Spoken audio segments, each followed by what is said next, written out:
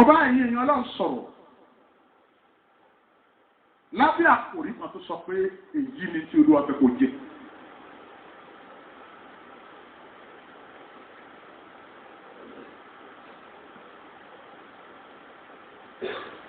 Òní jẹ́ Sunday tó yàtọ̀ lórí òkè yìí torí tó ní ọjọ́ tá a máa ń ṣe ìpàdé alágbàtà pé ìpàdé ọ̀nà àbáyọ àti àṣẹwò rí. Wọ́n fẹ́ jíṣẹ́ Olúwa fún yín nínú ọ̀rọ̀ kan.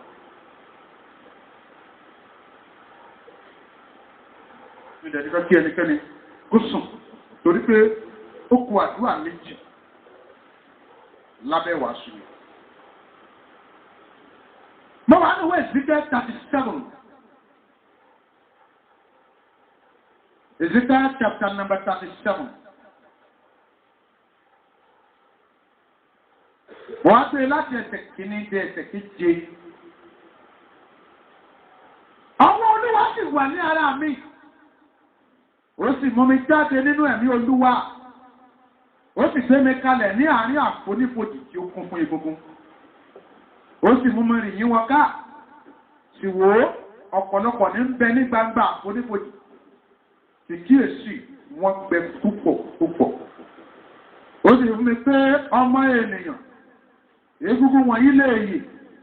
Èmi sì wí pé Olúwa Ọlọ́run ìwọ ni ó lè mọ̀. Ó sì tún wí fún mi pé sọ tẹ́lẹ̀ sórí egungun wọ̀nyí. Èyí fún wọn pé ẹ̀yin egungun gbígbẹ ẹ gbọ́ ọ̀rọ̀ Olúwa ẹsẹ̀ 5. Báyìí ni Ọlọ́run fún egungun wọ̀nyí. Kíyèsí, èmi ó mú kí èémí wọ inú yín. Ẹ̀yin ó sì yè. Èmi ó sì fi iṣan sí ara yín. Èmi ó sì mú ẹran wá sí ara yín. Èmi ó sì fi awọ bò yín. Èmi ó sì fi èémí sínú yín. Ẹ̀yin ó sì yè. Ẹ̀yin ó sì mọ̀ pé èmi ni Olúwa. Ẹsẹ̀ 7. Bẹ́ẹ̀ ni mo sọ tẹ́lẹ̀ gẹ́gẹ́ bí a ti pàṣẹ fún mi. Bí mo sì ti sọ tẹ́lẹ̀, ariwo ta sì wò ó, mímì kan wà. Àwọn egungun náà sì wá sí ọ̀dọ̀ ara wọn. Egungun sí egungun. Mo ṣì wá mẹ́rin Ezekiel 37 yẹn.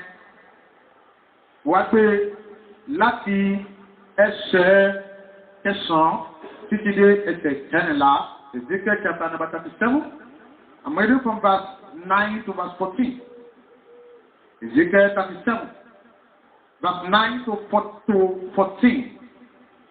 Nígbà náà ni a sọ fún pé ọmọ ènìyàn sọ tẹ́lẹ̀ sí èémí. Sọ tẹ́lẹ̀ sì rí fún èémí pé báyìí ni Olúwa Ọlọ́run wí, ìwọ èémí wá láti igun mẹ́rẹ̀ẹ̀rin sì mí sí òkú wọ̀nyí kí wọ́n bá lè yè. Bẹ́ẹ̀ ni mo sọ tẹ́lẹ̀ gẹ́gẹ́ bí a ti pàṣẹ fún mi. Èémí náà sì wá sínú wọn, wọ́n sì yè, wọ́n sì dé dúró ní ẹsẹ̀ wọn, ògùn ńláńlá. Nígbà náà ni a sọ fún mi pé ọmọ ènìyàn, eégún wọ̀nyí ní gbogbo ilé Ísírẹ́lì wò wọ́n wí pé egungun wa gbẹ, ìrètí wa sì pin ní ti àwa àti gé wa kúrò. Ẹsẹ̀ 12. Nítorí náà sọ tẹ́lẹ̀ tí ó sì rí fún wọn pé báyìí ni Olúwa Ọlọ́run wí, kíyèsí ẹ̀yin ènìyàn mi, èmi ó ṣí ibojì yín, èmi ó sì mú kí ẹ dìde kúrò nínú ibojì yín, èmi ó sì mú yín wá sí ilẹ̀ Ísírẹ́lì, ẹ̀yin ó sì mọ̀ pé èmi ni Olúwa. Nígbà tí a bá ṣí ibojì yín, ẹ̀yin ènìyàn mi, tí a mú yín dìde kúrò nínú ibojì yín. Ẹsẹ̀ 14. Èmi ó sì fi èémí sínú yín, ẹ̀yin ó sì yè, èmi ó sì mú kí ẹ̀yin ó jókòó ní ilẹ̀ ti yín. Nígbà náà ni ẹ̀yin ó mọ̀ pé èmi ni Olúwa, àní tí ó ti sọ, tí ó ti ṣe ni Olúwa wí. Mo bọ́ sínú ìwé Kọ́ríńtì kìíní, 1 Corinthians chapter number 14. Mo ti kó onú májèmí láì mo ti bọ́ sínú májèmí tuntun. Mo wá wà ní ìwé Kọ́ríńtì kìíní, 1 Corinthians chapter 14. Ogun ni téèyàn wà ní Olúwa kó má lè ṣí Bíbélì, ogun ni. Ìwé Kọ́ríńtì kìíní orí 14. Mo wá kà á láti ẹsẹ̀ kìíní títí dé ẹsẹ̀ 6. Ẹ máa lépa ìfẹ́ kí ẹ sì máa fi dára ṣàfẹ́rí ẹ̀bùn tí ṣe tẹ̀mí, ṣùgbọ́n kí ẹ kúkú lè máa sọ tẹ́lẹ̀. Nítorí ẹni tó sọ̀rọ̀ ní èdè àìmọ̀ kò bá ènìyàn sọ̀rọ̀, bí kò ṣe Ọlọ́run nítorí kò sí ẹni tí ń gbọ́ ṣùgbọ́n nípa tí ẹ̀mí ó ń sọ ohun ìjìnlẹ̀ ṣùgbọ́n ẹni tí ń sọ tẹ́lẹ̀ ń bá àwọn ènìyàn sọ̀rọ̀ fún ìmúdúró àti ìgbaníyànjú àti ìtùnú ẹni tí ń sọ̀rọ̀ ní èdè àìmọ̀ fi ẹsẹ̀ ara rẹ̀ múlẹ̀ ṣùgbọ́n ẹni tí ń sọ tẹ́lẹ̀ fi ẹsẹ̀ ìjọ múlẹ̀ ẹsẹ̀ karùn-ún ṣùgbọ́n ìbáwò mi kí gbogbo yín lè máa sọ onírúurú èdè ṣùgbọ́n kí ẹ kúkú máa sọ tẹ́lẹ̀ nítorí ẹni tí ń sọ tẹ́lẹ̀ pọ̀ ju ẹni tí ń sọ onírúurú èdè lọ àyàṣe bí a bá ṣe ìtumọ̀ kí ìjọ kí ó lè kọ́ ẹ̀kọ́ ẹsẹ̀ kẹfà tí màá ti dáni dúró ìjẹ́ nísìnyí ara ni mo bá wá sí àárín yín tí ẹ̀yin sọ̀rọ̀ ní èdè ẹ̀mọ̀ èrè kí ni èyí dá sí fún yín bí kò ṣe pé mo bá yín sọ̀rọ̀ yálà nípa ìṣípayá tàbí nípa ìmọ̀ tàbí nípa ìsọtẹ́lẹ̀ tàbí ẹ̀kọ́.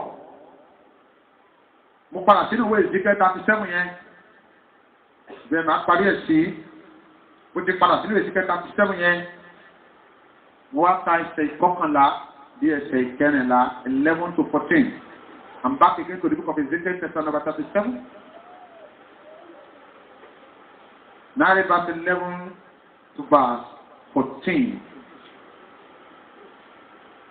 Nígbà náà ló sọ fún pé ọmọ ènìyàn egungun wọ̀nyí gbogbo ilé Ísírẹ́lì wò wọ́n wí pé gbogbo wa gbẹ ìrètí wa sì pín ní ti àwa àti pé wa kúrò nítorí náà sọ tẹ́lẹ̀ tó sì fún wọn pé báyìí ni Ọlọ́run wí kí èsì èyí ènìyàn mi èmi ó ṣí ibojì yín èmi ó sì mú kí ẹ dìde kúrò nínú ibojì yín èmi ó sì mú yín wá sí ilẹ̀ Ísírẹ́lì ẹ̀yin ó sì mọ̀ pé èmi ni Olúwa nígbà tí ẹ bá ṣí ibojì yín ẹ̀yin ènìyàn mi tí èmi sì mú yín dìde kúrò nínú ibojì yín èmi ó sì fi èémí sínú yín ẹ̀yin ó sì yè èmi ó sì mú yín jókòó ní ilẹ̀ ti yín nígbà náà ni ẹ̀yin ó mọ̀ pé èmi Olúwa ni ó ti sọ tí ó sì ti ṣe ni Olúwa wí. Ẹ jẹ́ kí àwọn mẹ́ta gbọ́ wọn sókè bí ilé.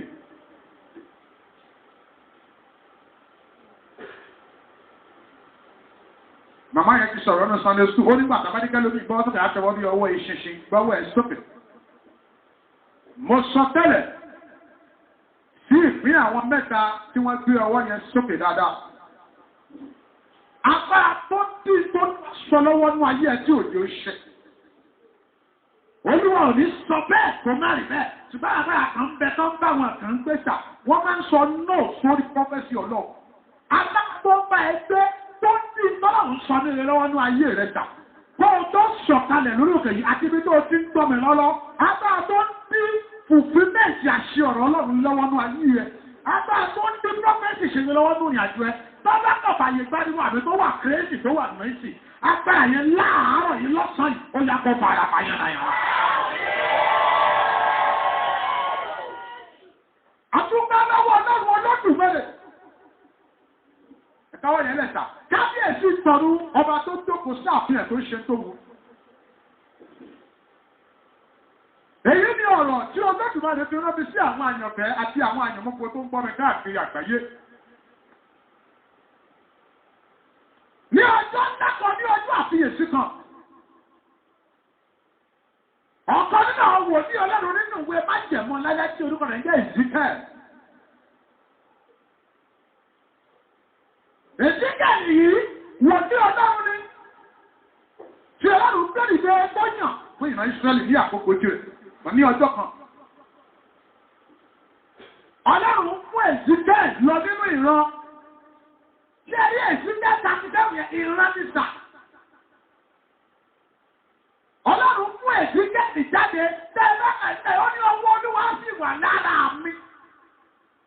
Ó sì mú mi jáde nínú ẹ̀mí Olúwa. Náà nítorí rẹ̀ ni pé ìgbà tó Ọlọ́run kò lọ ríran kan ní kí ṣe pé kí ní ẹ̀ṣẹ̀lẹ̀ fisikálì inú ìran ló ti rí sà. Ọlọ́run wá fún ẹ̀sìn bẹ́ẹ̀. Ó kò lọ sínú ìran kan, ó fi ìran kan wọ́n, kí ló fi hàn tà? Ezekiel bá ara rẹ̀ láàrin àfonífojì, kí ló ń pè ní àfonífojì? Ibi ọ̀gbun, ibi tó tóbi, ibi tó fẹ̀, ibi ńlá.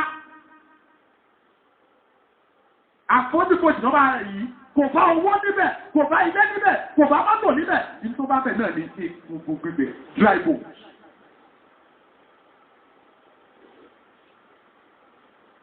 Ọlọ́run wá sọ fún ẹ̀sìn jáde pé ọmọ ènìyàn ṣé àwọn egun wọ̀nyí lè yè bí? Ìyá yìí ti kéde báwọn egun yẹn wọ́n ti kú òkú làwọn tó wà.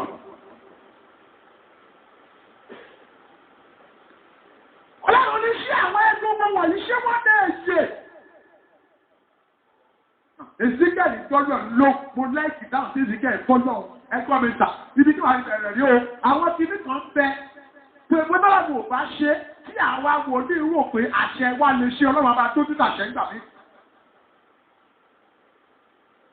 Wò ní àṣẹ lọ́wọ́ rẹ̀ jẹ́ káṣẹ rẹ̀ múlẹ̀ torí pé kò pọ̀ lọ́ọ̀ ṣe ó gbàgbọ́ nínú pé òun lòun láṣẹ kì í ṣe wọn ló láṣẹ afún ọ ní. Ezekiel sọ pé ọlọ́run ìwọ ló mọ̀ èmi ò mọ̀ I don't know.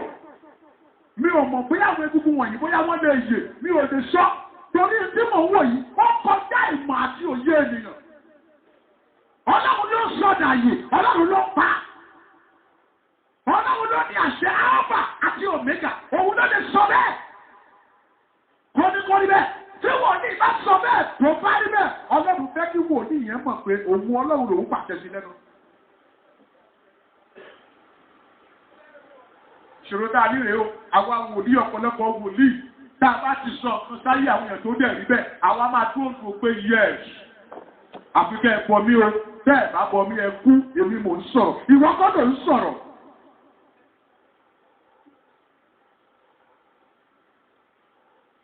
Apalájọ, wo olórí yẹn kọrí, ó ní ayé ló sọ pé ò lè ní lárí.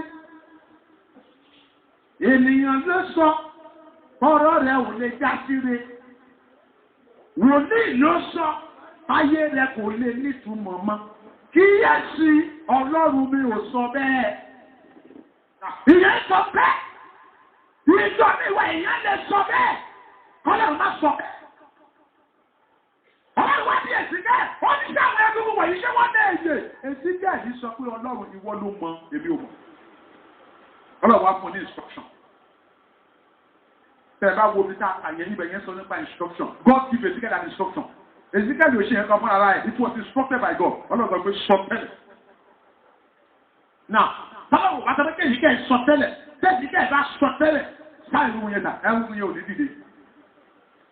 Ìjọba dáadé àìmọye àwa wòlíì, àwa làbáwọn ayé lọ́rọ̀ láti máa sọ̀rọ̀. Àìmọye prọfẹ́tì ní ìwà tí wòlíì ní àsọ nínú ìtara Ọlọ́run lórí kò sọ.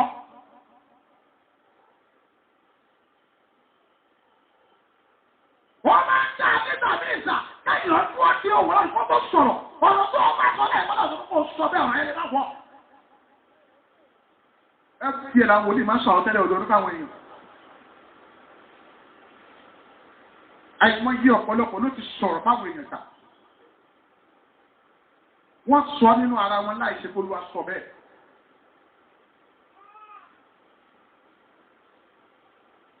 Mo ń lísì sí bàbá Adébóyè lọ́jọ́ kan. Bàbá nígbà táwọn sì wà ní young minister. Àwọn lọ ṣe ìsọjí kan ní ìlú Warri.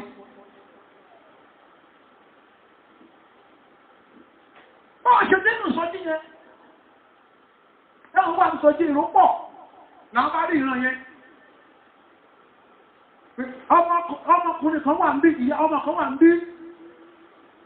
Ìkọ̀ọ́ká ìbá ìṣe kó máa jáde bọ̀. Kíákíá, Ọlọ́run fẹ́ wò sàn lọ́wọ́lọ́wọ́. Ọmọ yóò máa jáde. Bàbá làwọn ní àníṣẹ́. Ọmọ kan wà sí ṣẹ́. Ìjọba ìṣe máa jáde bọ̀. Ọmọ yóò jáde. Wọ́n lò wá ní ṣé mi wà ríran dáadáa ni? Mo rí fíṣẹ̀ yìí náà. Ewu lè yọ ọkọ lọ́dún tó wà láàrin ẹ̀rọ yìí. Alábàkan wà sí ṣẹ́. Ìjọba ìṣe máa jáde bọ̀. Ọmọ yóò máa wà. Bàbá nígbà tí ó rẹ̀ wá ní bá bí àwọn pé bí Ọlọ́run ò bá mi sọ̀rọ̀. Bí Ọlọ́run obìnrin náà mi rí àtẹ̀mí mú sọ. Àwọn náà bá kú olùsọjí, àwọn bá lọ sí ìsọjí kan, ìsọjí mi ìlàlẹ́ ọjọ́ yìí náà lákùrẹ́. Báwọn ṣe dákùrẹ́.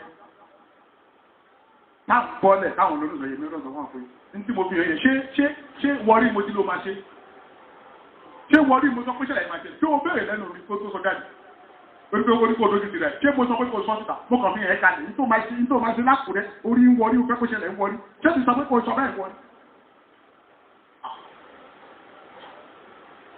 ọ̀tún ràn rí ń sìn ọ̀wá ló bá owó tí ẹ̀ tí ìdénú sọjí owó tí ìbẹ̀rẹ̀ program ni mẹ́sẹ̀jì táwọn rí yẹn jẹ́ ló bá ṣẹlẹ̀ lẹ́sẹ̀ ọmọ yẹn ọmọkùnrin tó ń ṣe àìsàn yẹn ń ṣe ó ti fẹ́ kú. Nobody are man of God ẹ̀yìn ìràwọ̀ wà ní bàbá please come and pray for this boy is about to die ọmọ tí mo fi rẹ̀ ẹ̀ ní.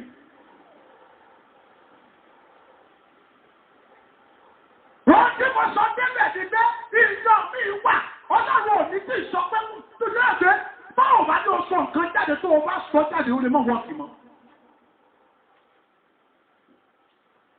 ọlọ́run sọ pé sìkẹ́ sọ tẹ́lẹ̀ that is instruction bẹ́ẹ̀ ni abẹ́bọ̀ sọ tẹ́lẹ̀. bẹ́ẹ̀ sì jáde sọ tẹ́lẹ̀. bẹ́ẹ̀ sì jáde ṣe sọ tẹ́lẹ̀ bí ìṣẹ̀lẹ̀ dẹ̀ ṣẹlẹ̀ ẹbí náà sọ tẹ́lẹ̀ lábẹ́ àṣẹ tí mo gbà lọ́dọ̀ ọ̀sẹ̀ mọ́dọ̀ rẹ̀. ìṣẹ̀lẹ̀ tó máa rí fáìfù ọ̀dáyé ti fi ètò àti èpè bàjẹ́ mọ́ ọ̀la pẹ̀lú ìgbàgbọ́ nínú Jésù fún bàbá nínú èmi pẹ̀lú ìgbàgbọ́ nínú Jésù ìṣẹ̀lẹ̀ tó máa rí fáìfù ọ̀dáyé ti fi èpè májẹ̀mọ́sílẹ̀ bàjẹ́ mọ́ ọ̀la kó o tó pọ̀ mítà tó o bá gbàgbọ́ ní òwò lọ ìṣẹ̀lẹ̀ yẹn bọ̀dá àti ó máa ṣẹlẹ̀ láyé rẹ̀. Ìgbà tí mo dé ìwé Kọ́ríńtì kìíní orí kẹrìnlá, Paul Apostle sọ important prophecy. Paul Apostle ní ká mọ̀ pé ìsọtẹ́lẹ̀ dáa ju ìpèdèpọ̀ lọ. Kò condemn ìpèdèpọ̀. Paul does not condemn speaking in tongues. Ṣùgbọ́n ó jẹ́ ká mọ̀ pé tá a bá ń sọ èdè, ẹ tó bá speak in tongues, ẹ tó bá ń fèdè pọ̀, kò bá èèyàn sọ̀rọ̀, Ọlọ́run nìkan ló gbọ́n tó ń sọ. Ó rí ìgbà tí a bá ń sọ àsọtẹ́lẹ̀ máa fẹsẹ̀ èèyàn múlẹ̀.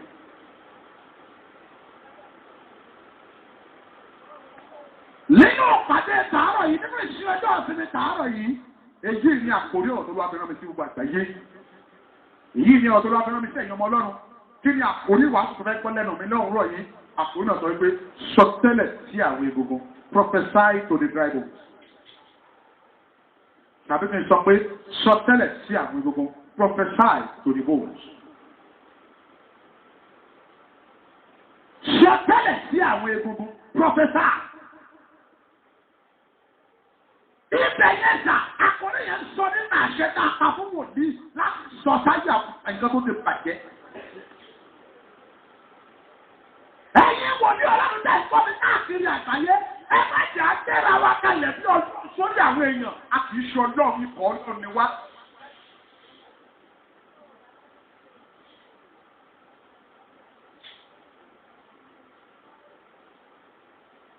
Ikọ̀ Ọlọ́run ni wá, a kì í ṣe Ọlọ́run o. Mọ́ọ̀dẹ̀ ọ̀sáwálé dúróbẹ̀rẹ̀ kì í ṣọjọ́ ikọ̀ Ọlọ́run ni mí o. Wá gbọ́ o. Bá a bá ní sọ̀rọ̀ sáyé rẹ tí n bá sọ tí ò bá ṣẹ. Kì í ṣe pé kò ní ṣẹ bóyá kò tí ì tó àsìkò fún ẹni tó rán mi iṣẹ́ láti fìdí ọ̀rọ̀ náà ṣẹnu ayé rẹ ni o. Tí n bá sọ tó bá ṣẹ lẹ́sẹ̀kẹsẹ̀, má yìn èmi o, má yìn mí o, má sọ pé dáàdì gbóná gan, dáàdì sọ bẹ́ẹ̀ báyìí, dáàdì kọ́ ló sọ bẹ́ẹ̀ o.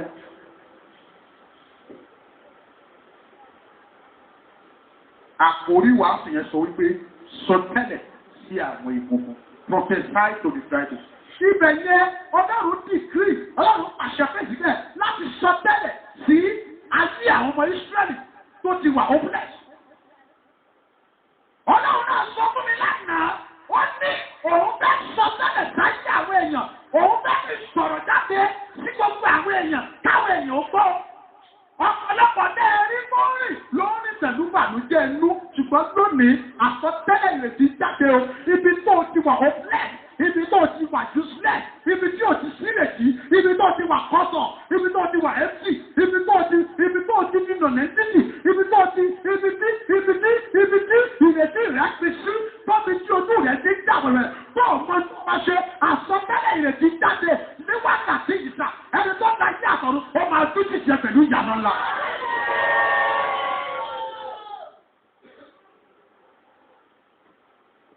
Àkòrí wàásù yẹn sọ wípé sọ tẹ́lẹ̀ sí àwọn ìkókó. Ẹ jẹ́ ká sọ̀rọ̀ ìṣíníyè fún ọjọ́ tòní. Let me tell you the word of enlightenment for today. Ọlọ́run kì í ṣiṣẹ́ nígbà mìíràn nínú ohun tí kò tí ì bàjẹ́ bí kò ṣe ohun tó ti bàjẹ́.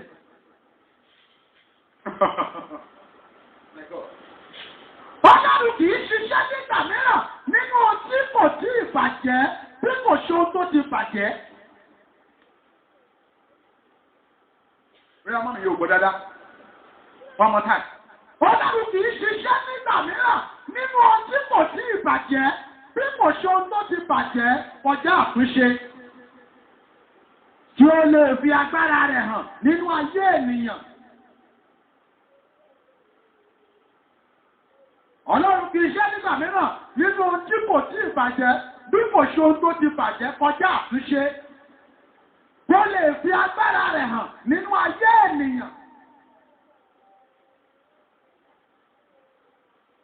Gẹ́gẹ́ bí ó ti ṣe nínú òkú ọjọ́ mẹ́rin tí ó ti bàjẹ́ tó sì ti rùn nínú ìwé mímọ́. One more time. Ọlọ́run kì í ṣiṣẹ́ nígbà mìíràn nínú ohun tí kò tí ì bàjẹ́ bí kò ṣe ohun tó ti bàjẹ́ kọjá àtúnṣe. Kí ó lè fi agbára rẹ̀ hàn nínú ayé ènìyàn gẹ́gẹ́ bí ó ti ṣe nínú òkú ọjọ́ mẹ́rin tó ti bàjẹ́ tó sì ti rùn nínú ìwé mímọ́. God at times does not work in what has not been destroyed, but what has been destroyed.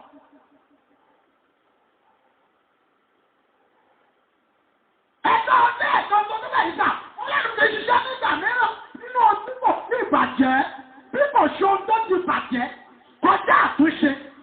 Kọ́dẹ fi agbára rẹ̀ hàn nínú ayé ènìyàn, gẹ́gẹ́ bí ó ti ṣe nínú òkú ọjọ́ mẹ́rin tó ti bàjẹ́, tó sì ti rùn nínú ìwé mímọ́. Mọ́ni ẹgbọ́ta, Ọlọ́run nígbà míì kì í ṣiṣẹ́ ní tí ò tí bàjẹ́ bí ò ṣe kan tó ti bàjẹ́. Tọ́jà pàtẹ́ pẹ́sára rẹ̀ hàn, ọ̀táyé sọ pé kò ní òògùn mọ́, ọ̀táyé ní òògùn lò mọ́, ọ̀táyé lọ́wọ́ ti bàjẹ́, ọ̀táyé lọ́wọ́ ti dìde, ibẹ̀ náà ti máa ṣiṣẹ́.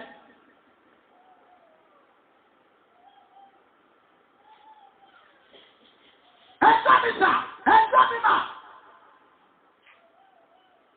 Ọlọ́run kì í ṣiṣẹ́ nígbà míì màmá nínú nǹkan tí ò tí bàjẹ́.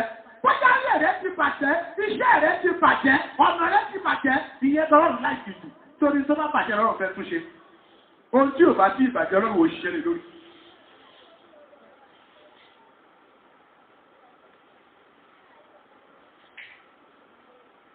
Ẹnìkan ní mò ń sọ̀rọ̀ wèrè. Táwọn ẹni máa táwọn mẹ́ta lè máa sọ pé Ọlọ́run ti ṣẹ́nu tí ò tí bàjẹ́ bí ò ṣe tó ṣe bàjẹ́. Tọ́wọ́ abẹ́ká yìí bàjẹ́ ni. No! Ohun tí mò ń jẹ́ kó yí ọ ni pé ohun táyé bá ní kò lè ṣe é ṣe mọ́ yẹn. Ohun tó bá ní òpó síbù mọ́ yẹn. Ohun tó bá ní kò sọ́nà bẹ́ẹ̀ mọ́ yẹn. Ohun tó bá ní kò lè wọ́ọ̀kì mọ́ yẹn. Ìyẹn gẹ́gẹ́ Ọlọ́run láì jàdí jẹ́ méjì.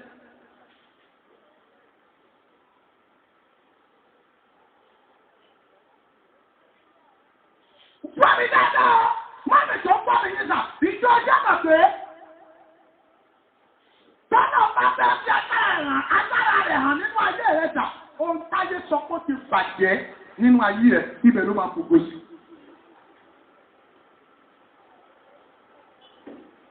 Báwo ló ṣe ṣe? Ẹni tí wọ́n bí láì lójú. Kò lójú jẹ́ ayé rẹ̀ ti bàjẹ́. Kò lójú ṣùgbọ́n bàbá mi nígbà tí máa ṣiṣẹ́ dà kò ṣiṣẹ́ nínú ayé àwọn tó lójú o. Torí àwọn èèyàn ti lójú nínú ayé ta ló ti ṣiṣẹ́ dà. Nínú ayé ta ló ti ṣiṣẹ́ dà. Ẹ sọ̀rọ̀ nínú ayé ẹni tí ò lójú ló ti ṣiṣẹ́. Ìyẹn jẹ́ ká mọ̀ pé Ọlọ́run ti ṣẹ́ nǹkan tí ò tí bàjẹ́ o. Wẹ́ gbọ́ o. O lè wà bí o lè máa gbọ́ mi kí ogun kan ti bàjẹ́. O wá fẹ́ torí ẹ̀ para ẹ̀ má para ẹ̀. Ìjọ ti bàjẹ́, bísínẹ̀sì ẹ̀, owó ti mílíọ̀nù, gbogbo ẹ̀ ti bàjẹ́, gbogbo ẹ̀ gbèsè ti kọ́rùn ẹ̀, gbogbo nǹkan ti dàrú, gbogbo kan ò nírètí mọ́. Má torí ẹ̀ kọ́lí ní ara ẹ̀, má torí ẹ̀ wà depressed, má torí ẹ̀ tó kù jẹ́, má torí ẹ̀ ṣìṣe, má torí ẹ̀ ṣìwàwù, dókítà, ọ̀yà máa ṣiṣẹ́ nìkan tó ti bàjẹ́ yẹn. Báwo ló ṣe jẹ́? Akùnrin kan wà lórí bẹ́ẹ̀ni wọ́n ti kú. Òkú lọ́jọ́ kan, òkú lọ́jọ́ méjì, ọjọ́ mẹ́rin ló fi kú sá. Ẹ dáhùn. Náà, tẹ́lẹ̀ bá ti kú láàárín ọjọ́ kan tí wọ́n bá yẹ tètè nígbà rẹ̀ tó lè wọ́n máa ṣe sà. Ẹ sọ̀rọ̀, á ti wú, á ti rùn. Èèyàn kan wá kú sà, ó kú ọjọ́ kìíní, ọjọ́ kejì, ọjọ́ kẹta, ọjọ́ kẹlòsà, ọjọ́ mẹ́rin. Jésù mi wá lọ bẹ̀. Ó ní yẹ, èmi ò ń jẹ àwọn òkú tó bá fresh. Ó gbọ́dọ̀ ní lọ síbi àwọn òkú tó bá fresh. Àwọn òkú tó bá rọ́tì. Àwọn òkú tí ò wúlò mọ́ yẹn tó lọ máa ń lọ. Pẹ̀lú Jésù wá pẹ̀lú. Àwọn tó yí ká kan sọ fún un pé ọ̀gá àti ó ti kú, ó ti rùn, kò lè jí mọ́ta tí ẹ ti bàjẹ́. Àwọn àfẹ́ náà sọ pé tí ẹ ti bàjẹ́, wọ́n ní kò sí ìrètí fún ẹ. Wọ́n ní kò sí tọ́lọ̀ máa ṣe lórí ayé ẹ̀ wọn. Gbogbo wọn ti wo wájú, wọ́n ní pé ò ní rètí mọ́, wọ́n ti wẹ̀yìn, wọ́n ní pé ò ní rètí mọ́, wọ́n wọ̀ tún, wọ́n ní pé ò ní rètí mọ́. Àmọ́ Ọlọ́run fún ẹ rètí lọ.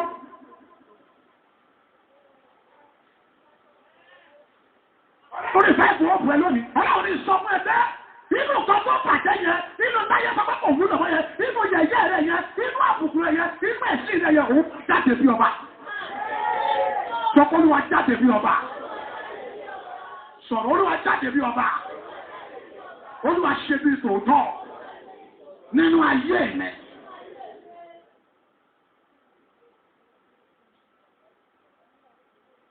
Wọ́n ṣe jẹ́ pé láàárín àfọ́nímọ̀ ìgbẹ́ ẹ̀sùn ìjọba ìkan ti gbẹ, ọlọ́pàá ìkan ti gbẹ, kòkòrò tó bá gbẹ, ẹja tó bá ti gbẹ̀dà, a máa rún níta.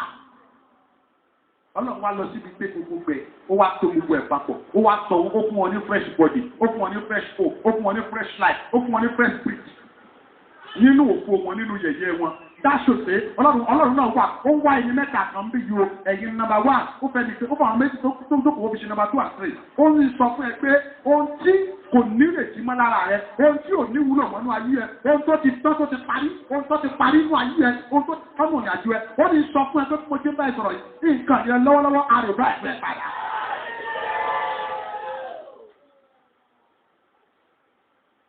John 11. John 11, 17 to 22. John 11, 32 to 40. John 11, 17 to 22. Kí lẹ wí? Nítorí náà, nígbà tí Jésù dé, ó rí bẹ́ẹ̀. Ó ṣe jẹ́ nígbà tí wọ́n tó dé, Lásárù sí mojì ní Jésù tó dé. Yes. John 11, number 17. To 22 ni wọ́n kà yẹn jẹ́.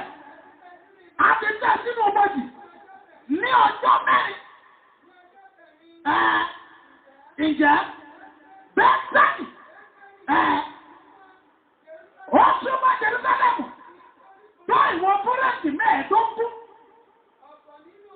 Ọ̀pọ̀ ọdún àwọn Júù, àwọn afiniṣẹ̀sí ló wáyé o. Wọ́n fẹ́ wo bọ́ọ̀lù máa ṣe nù ayé. Àwọn tó ń retí bọ́ọ̀lù máa ṣe lórí ọ̀rọ̀ ẹ̀. Àwọn àwòbí tá a gbàjá, àwọn àwòbí tó máa gbẹ̀yìn rẹ̀, àwọn àwòbí tó máa yọrí sí, àwọn tá àwòbí tó wẹ̀ máa gba ìgbó. Ṣé bó ìṣọpọ̀ ọlọ́lá ọ̀sẹ̀ tó ti lọ pọ̀ pásọ̀ wa ọ̀sẹ̀lẹ̀kọ̀ wòlíì rẹ̀ wa, ẹjá wo tí wòlíì rẹ̀ náà ṣe, ẹwọ tí pásọ̀ rẹ̀ ṣe.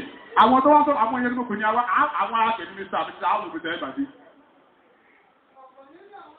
Ọ̀pọ̀lọpọ̀ náà wọ́n jù, wọ́n wá sọ́dọ̀ rẹ̀ àti Màríà.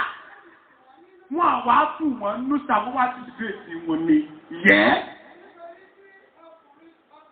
Nítorí arákùnrin wọn, nítorí náà, nígbà tí bàtà tọ̀, tó jẹ́ àtúbọ̀ wá, ó jáde tọ̀, ó jáde lọ pàdé rẹ̀, yẹ́, ṣùgbọ́n Màríà jókòó, ní ìyẹn bínú sí Jésù, ẹni ṣọ́ọ̀. Nígbà náà ní màtá, ó wá sọ fún Jésù pé, Olúwa, ọ̀rọ̀ tó sọ fún Jésù pé Jésù Olúwa ẹ̀ wá ta, ó ti bàjẹ́ kò lè ṣe é ṣe mọ́, ṣùgbọ́n Jésù rí ṣọ́ọ̀kì ẹ̀mọ́ ẹ̀. ẹlòmí alọ́ máa ti tètè sọ̀rọ̀ mi ní bóyá máa ti gbèsè tó lóyìn ọlọ́run ní gbèsè ó lè sọ ní testimony. Arákùnrin mi kò bá dínkù ṣùgbọ́n mẹ́sìn mọ́mà pé ọkọ̀ òun ló tún fúnra ẹ̀ ní o. Ìwọ náà fúnra ẹ̀ ní o. Lóòótọ́ olúwa ọ̀rọ̀ mi nǹkan ti bàjẹ́ fún mi gbẹ àmọ́ mo mọ̀ tó ti bá kíkì ọ́ o máa tún nǹkan ṣe. Ẹgbẹ́ mi ta bórílẹ̀-èdè yìí ṣe bàjẹ́ tó báwo yẹn ṣe nígbà mo ṣe pọ̀ tó táwọn kan tó ń jẹ́ kárí báwọn sáàfẹ́ àwọn fẹ́ sá kù Nàìjíríà àwọn fẹ́ sá lọ Bẹ̀nẹ̀ àwọn fẹ́ sá lọ Libya ará ọmọ Nàìjíríà tó lọ sí Afghanistan tó lọ sí Lebanon tó lọ ṣẹrú bẹ́ẹ̀. Wọ́n ní Nàìjíríà ò dáa. Nàìjíríà yóò àwọn náà fẹ́ lọ sókè òkun ẹlòmíì bẹ Oman ló lọ ẹlòmíì lọ Libya ló lọ tábàdìbò lòun náà lọ ibo ìbára fóun lọ tà òkè òkun ìyí tó kí òkun ìsàlẹ̀ òkun ló lọ. Ọ̀nà ọ̀bẹ ẹni tó wà ní sẹ́kàtọ̀ rẹ̀ tẹ́tẹ́ ó ń gbọ́ bàjẹ́ yẹn lọ́run lè ṣe kàdàṣà. Ṣé ọ̀pẹ̀ pàtó ṣe bẹ lọ́wọ́ ẹ̀? Ṣé ọ̀pẹ̀ fẹ́ ṣiṣẹ́ bẹ lọ́wọ́ ẹ̀? Ṣé ọ̀nà pé bọ́ ṣe pàdé tó kì lè ṣe tiẹ̀? Ìwọ àwọn ọ̀nà kò lè ṣe tiẹ̀ láàárọ̀ yìí. Tó o bá mọ̀ bẹ́ẹ̀, tó o mọ̀ kò lè ṣe tiẹ̀. Ìwọ ní ọjọ́ tó wà lẹ́gbẹ̀ẹ́ lọ, náwó sókè báyìí. Má jẹ́ kẹ́ tó wà lẹ́gbẹ̀ẹ́ sọ̀rọ̀ yẹn, ìgbàgbọ́ ti ò gbé. Wà ní Ọlọ́run mi ò. Mọ́nà kò ti bàjẹ́. Ṣùgbọ́n o lè túnṣe ní ìlọ́po. Àbí ṣé kò lè túnṣe ní sà? Yẹ́bọ̀ ló àkókò tó ti gbó fún wọn lẹ́ràn mi, ó fún wọn ṣàn mi, ó bèèrè mi sí wọn láà, ẹ̀kí wá ló àkókò tí ó lè ṣe fọ́wọ́ yẹn lẹ̀. Sáré kájọ́ ìlẹ́mù yẹn, 32 to 40, ṣé bàá rẹ̀ ẹ má sọ dìjà sílẹ̀ wí. Nígbà tí Màrí àtẹ́bí tí Jésù gbé wà, ẹ jẹ́ káwọn kà ń bí. Tó sì rí, ó wọ́lẹ̀ lábẹ́ ẹsẹ̀, ó wá sọ fún pé, Olúwa, ọ̀rọ̀ dájọ́ sọ̀nà fúrò sọ, ìbáṣepẹ̀ ti wà bíṣà. Arákùnrin mi, ìbá ti kú. Ìgbẹ́ nígbà tí Jésù rí, tó sọ fún àtàwọn jù. Tó bá wá, wà fún pẹ̀lú rẹ̀. Ó kẹ́rọ̀ra nínú ọkọ rẹ̀. Èmi náà rí sẹ́nu Jésù bàjẹ́ tó jọ̀rọ̀ rẹ̀. Kò jẹ́ káyọ̀ ní bó ṣe rí. Inú ọ̀nà bàjẹ́ torí mẹ́sàn-án bàjẹ́ fún Lásárù. Bẹ́ẹ̀ inú ọ̀nà náà fi inú tájì àwọn rẹ̀ bá bàjẹ́. Inú ọ̀nà fi inú tó ọ̀bá lẹ́rìí. Inú ọ̀nà fi inú tó bá tẹ́lẹ̀ ẹ̀yẹ káàkiri. Inú Jésù bàjẹ́ nítorí Lásárù. Yẹ́ẹ́ wọ́n sọ bẹ́ẹ̀. Ìmọ̀lẹ́ tẹ̀tẹ̀ sí. Wọ́n sọ fún bẹ́ẹ̀. Wọ́n ní wọ́n wá wò. Bẹ́ẹ̀ mi ìjọ́ta. Mi ìjọ́ta, mi ọ̀gbọ́nà. Bàbá ìyàwó rẹ̀ kọ́ nìkan. Ó ní ogun ayé mi ò Jésù jẹ́ kó ká ọ lára. Ṣe lọ̀rọ̀ Lásárù ká bàbá lára. Ogun ayé mi ò Jésù jẹ́ kó ká ọ lára. Jésù sunkún. Láti gbà bí ó ti yẹ kó sunkún rí o, àmọ́ gbà tó dóore Lásárù sunkún. Yẹ́ẹ́. Ìṣẹ́jú kìlò kàkẹ́kẹ́. Ṣáàwọ̀!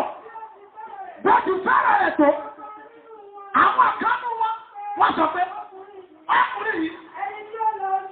Ẹ̀nà wá tó àwọn ẹni tó pè ní àwọn àwòfin tí ó bàjá tẹ̀. Ẹni tó lajú afọ́jú. Fọ́lẹ̀ ṣe kí ọkùnrin má kú bí.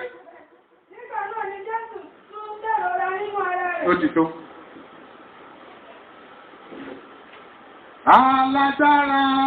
Alágbára, you are the mighty God.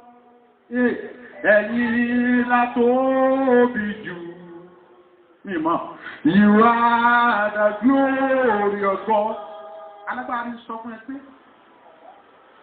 ohun tó bàjẹ́ tí ó pé ó mọ́ bí tí wà gbé kàmọ́. Nínú agbára tó fi ń jọ lọ́rùn, ó lò máa kún ṣe lẹ́sẹ̀kẹsẹ̀. Ọ̀rọ̀ ìṣíníyè kejì.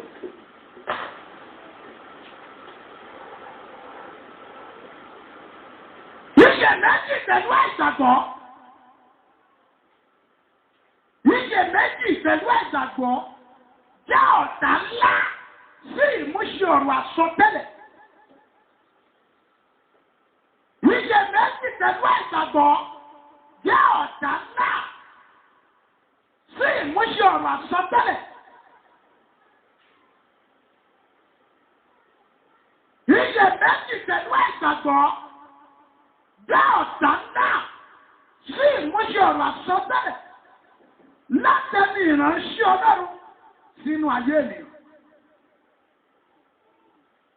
Àìríbí, iyèméjì pẹ̀lú àìgbàgbọ́ jẹ́ ọ̀tá ńlá sí ìmúṣẹ ọ̀rọ̀ àsọtẹ́lẹ̀ látẹnu ìránṣẹ́ Ọlọ́run sínú ayé ènìyàn. Má ṣe gbàgbé pé iyèméjì pẹ̀lú àìgbàgbọ́ ló mú kí ìjòyè ọba kú nínú ìmúṣẹ ọ̀rọ̀ àsọtẹ́lẹ̀ ní Samaria. Má ṣe gbàgbé pé iyèméjì pẹ̀lú àìgbàgbọ́ ló mú kí ìjòyè ọba kú nínú ìmúṣẹ ọ̀rọ̀ àsọtẹ́lẹ̀ ìlú Samaria. Bóyá kí n sáré sọ ọ́ lẹ́ẹ̀kan tuntun sí ìtorí arákùnrin yẹn. Iyèméjì pẹ̀lú àìgbàgbọ́ jẹ́ ọ̀tá ńlá sí ìmúṣẹ ọ̀rọ̀ àsọtẹ́lẹ̀ látẹnu ìránṣẹ́ Ọlọ́run sínú ayé ènìyàn. Má ṣe gbàgbé pé iyèméjì pẹ̀lú àìgbàgbọ́ ló mú kí ìjòyè ọba kú nínú ìmúṣẹ ọ̀rọ̀ àsọtẹ́lẹ̀ ìlú Samaria. Ṣé rí ọ̀pọ̀ ọdún tí ọ̀jẹ́ fún àwọn ìṣẹ́lẹ̀ wọ́n ṣẹ mọ́nú ayé àwọn ọmọ ìjọ lórí òun náà ní iyèméjì. A ń dájú ìjẹ́ máa sọ bẹ́ẹ̀. Àmì rẹ̀ àìmọye ìtọ́ ti sọ ìwọ́n ló pèsè rẹ̀. Wọ́n tó jẹ́ ọ̀tọ̀ tí wọ́n sọ. Àmì Jésù láti bó ti gbọ́.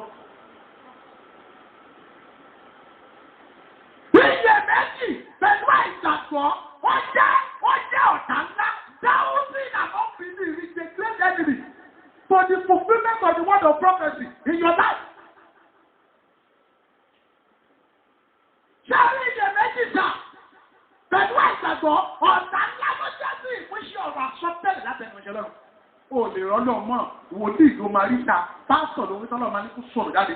Ọlọ́run ti ní kí n sọ̀rọ̀ láàárọ̀ èmi ti ń sọ̀rọ̀.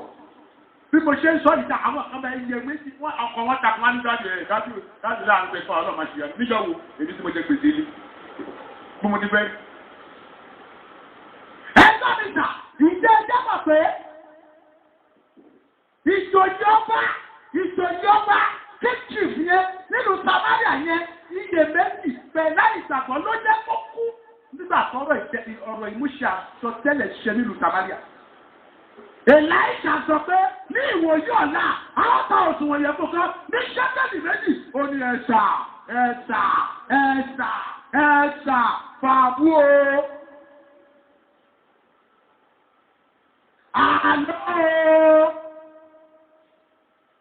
fàbú o ó máa rò. Dáàdì níwòye ọ̀la. Wọ́n á ta òṣùwọ̀n yẹn fún kan ṣe kéde méjì. Nítorí pé ẹrí tí kábíyèsí kéjì dàdá ní ọmọ ẹgbórí yìí tẹ̀lé lò yìí báyìí, ẹ̀mí yóò lè wọ́. Wọ́n lè ta òṣùwọ̀n yẹn fún kan ní ṣe kéde méjì kó lè wọ́ ẹ̀ta. Wọ́n á pè ìjà ọba ló bá yìí lẹ́gbẹ́ mi máa ṣe kẹ́kẹ́ mẹ́rin, ẹ̀mí yìí wọ́. Ẹni tí èsì lẹ̀ mú mọ́ ẹni ta lọ́la rẹ̀. Mo mọ̀ pé nígbà kẹrin pé dà pọ̀ mọ̀nàmọ̀nà lẹ̀mí lò yìí, ẹ̀mí yẹn yá yìí lò ní ẹ̀sọ́ nínú wa bí wọ̀lú, wọ́n ní ìsọmọ́nà ìwọ àbójú rẹ̀ rí.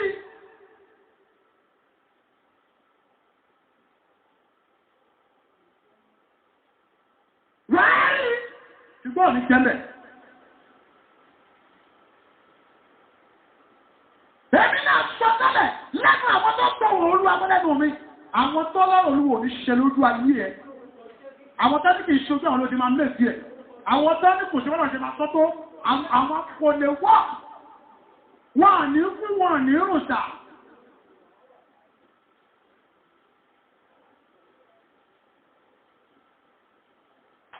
Wọ́n ní kú wọn ní rùn. Torí tó bá kú, o ní ọ̀rọ̀ sọ. Ìwà láàyè wọ́n ṣe pàtàkì sí ìmúṣẹ ọ̀rọ̀ ayé ẹ̀ kí wọ́n lè mọ̀ fọ́lọ́run tóbi jù báwọn ṣe ń wò lọ. Àwọn tó ní ìṣojú àwọn lọ ti máa bọ́nú dàmú. Àwọn tọ́lọ́rọ̀ olúwo lè fi nígbà, àwọn tọ́lọ́rọ̀ lè rọ́dọ̀ nígbà, àwọn tó ní kò sẹ́ẹ̀dì fún ọ, àwọn tó ní kò sí ìtọ́ ọmọ àṣẹlẹ̀ òkú àánú kan lè rọ̀ lórí ẹ̀ mọ́ àwọn tó ní àìrí ọmọ lẹ́yìn ejò ṣé òun wá jẹ́ ejò ni àwọn tó ní a ti mọ̀ fún máa padà lé ọwá léṣẹ́ a mọ̀ pé tó rẹ̀ máa padà já sí náà nílé gbọ́ lójú ayé wọn ọjọ́rùn àjùlọ ó máa fẹ̀rí àjùlọ àwọn lẹ́nu rọ́ta ẹ̀lẹ́ ìdáníwọ̀ ìjọba ò ní kú wà á fojú ẹ̀rí bóò lè jẹ́bẹ̀ tó bà mẹ́rin ò ní pé nígbà tọ́rọ̀ yẹn máa ṣe tòótọ́ òun ní kábíyèsí yàn as commissioner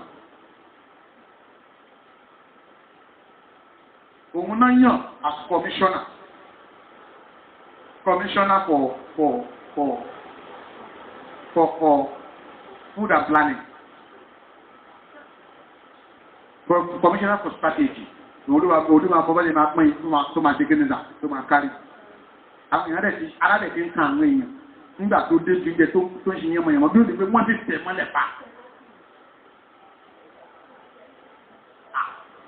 òun fẹ́ fi sí máa bù wọ́n ní kí ló fi sí púpọ̀ gbàgbà àkàdé ẹ̀rẹ́ta ẹ̀fúrẹ́ ti mọ̀ mọ́kù ẹni sùúrù wọ́n yá àfàjábọ̀ wọ́n lè rẹ̀ sí tẹ orí ẹ̀ mọ́lẹ̀ tó yàrá ẹgbẹ́ báwo ni ẹ̀jẹ̀ àṣẹ irú ẹ̀rọ mẹ́rin kan làwọn èrò yẹn ta ọlọ́run fẹ́ kó mọ̀ pé àní sẹ́ èmi mo sọ bẹ́ẹ̀ ọlọ́run náà sọ sínú ayé mi látẹnu rẹ̀ gbọ́ o ó bá ẹgbẹ́ nìkan lójú omi tó ní kò ní wọ̀ á fi ṣèrúbọ ni o àwọn apábí náà lára ìṣẹ́lá àwọn lápábí àwọn tí ń sùn ẹni tó ní kò ní ṣe mọ́lá máa fi ṣe òrùwà ní sẹ́ Second King tàbí parí 2 King chapter 17 to 20 James chapter 1 ìwé Jacob orí kìíní ẹsẹ̀ karùn-ún-dẹ́kẹjọ ìtẹ̀bátayé kàmbẹ̀ kílẹ̀ wí mí gbọ́ ọmọ ìyá ìjòyè náà lọ́wọ́ ẹni tí kábíyèsí farati.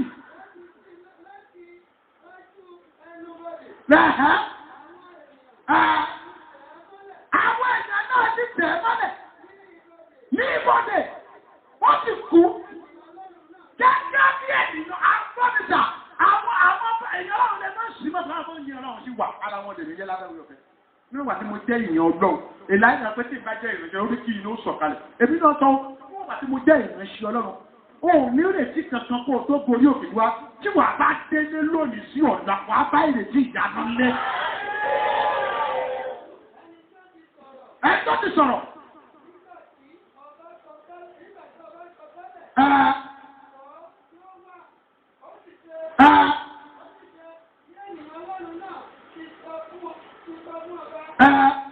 Wíbẹ̀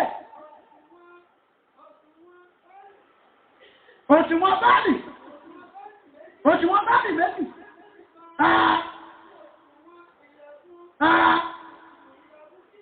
Kíkún náà kan. Fún ṣẹ́kẹ̀lì kan. Yóò wà ní ìwòyí ọ̀la. Lẹ́nu bọ̀dẹ̀ Samaria. Ìjòyè náà. Ìjòyè tó wà máa jẹ tó máa dá ọ̀rọ̀ àṣẹ́gun ní ìpadà. Wà á bọ́kù ẹ̀ láàárọ̀. Àwọn ìjòyè tó máa ń yí ọ̀rọ̀ ẹ̀rí dànù, wọ́n máa kókó tó ẹ̀rí ó ká lọ. Àwọn ọ̀dájú ìjòyè, àwọn abẹ̀rí ṣòfò, àwọn abẹ̀rí dúró, àwọn abẹ̀rí sẹ́yìn, àwọn àṣẹ̀rí gbogbo tí wọ́n bọ̀ ọ́ rìnrìn àjò tó ń bọ̀ ọ́ rìnrìn àjò ẹ̀mọ́ lónìí o, ẹni tó láyé kan á kò fún wọn ṣẹ̀ ní gbàgbà.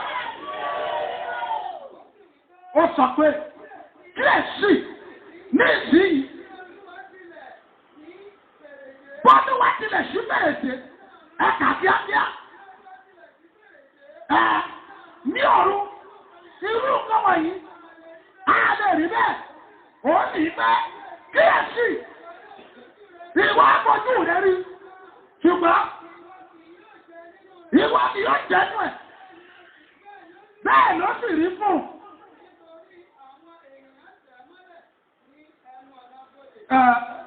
Ọ̀tá ẹ̀ máa kú. Number 3, ọjọ́ ti lọ. Ọ̀rọ̀ ìṣírí ìpẹta.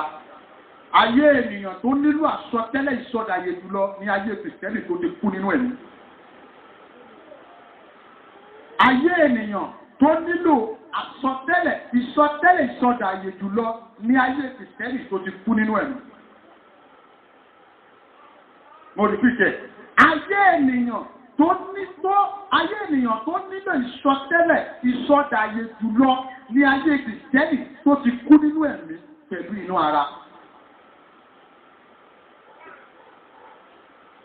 Nítorí bí kò bá sí ìsọtẹ́lẹ̀ ìsọdàyè fún ayé Kristẹni, ó ṣeé ṣe tí Kristẹni parí ìrìn àjò rẹ̀ sí ọ̀run àpáàdì.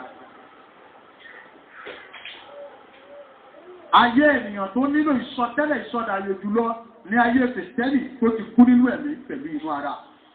Nítorí bí kò bá sí ìsọtẹ́lẹ̀ ìsọdàyè fún ayé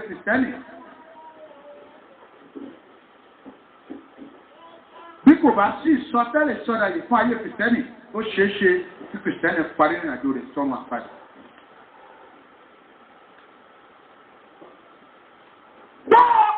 Christianity, a Christian that needs a prophecy of redemption is a Christian that is dead in the spirit and in the physical world.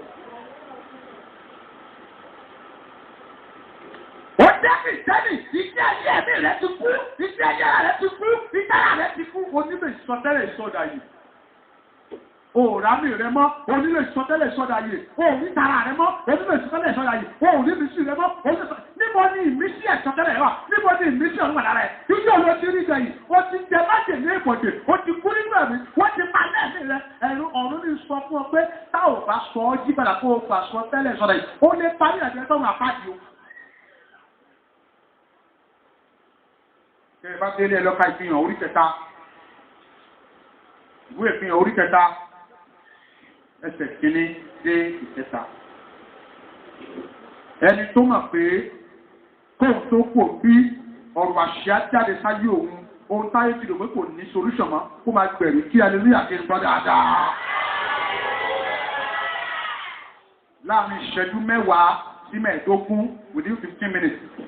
Jẹ́ sọ ohun 6 pàtàkì tó nílò ìsọtẹ́lẹ̀ nínú ayé rẹ gẹ́gẹ́ bí gbogbo gbígbẹ. Mo fẹ́ sọ nǹkan 6 pàtàkì tó nílò ìsọtẹ́lẹ̀ nínú ayé rẹ gẹ́gẹ́ bí gbogbo ẹ̀. Kíní kan náà ń bẹ nínú ayé ẹ̀ tó nílò kọ́lọ̀ sọ̀tẹ́lẹ̀ sínú ẹ̀. Kíní kan ń bẹ nínú ayé yín dájú, ó nílò kọ́lọ̀ sọ̀tẹ́lẹ̀ sínú ayé ẹ̀. Nǹkan 6 ni o. Èyí tó bá jẹ́ bẹ̀ tí n bá ti sọ, mọ̀ pé kíní yẹn àfikọ́lọ̀ sọ̀tẹ́lẹ̀ sínú kíní yẹn tó ní káyé jẹ pa. Torí pé kíní yẹn kò ṣiṣẹ́ mọ́, ó tẹ̀lé ìdí kó jí. Mo fẹ́ sáré sọ 6 pàtàkì tó nílò ìsọtẹ́lẹ̀ nínú ayé rẹ gẹ́gẹ́ bí gbogbo ẹ̀. Number 1. Ohun àkọ́kọ́, the first thing that needs prophecy in your life as a Christian. Ohun àkọ́kọ́ tó nílò ìsọtẹ́lẹ̀ nínú ayé rẹ gẹ́gẹ́ bí gbogbo ẹ̀, òun náà ni ìpín ayé rẹ, the portion of your life. Ìpín ayé rẹ, the portion of your life.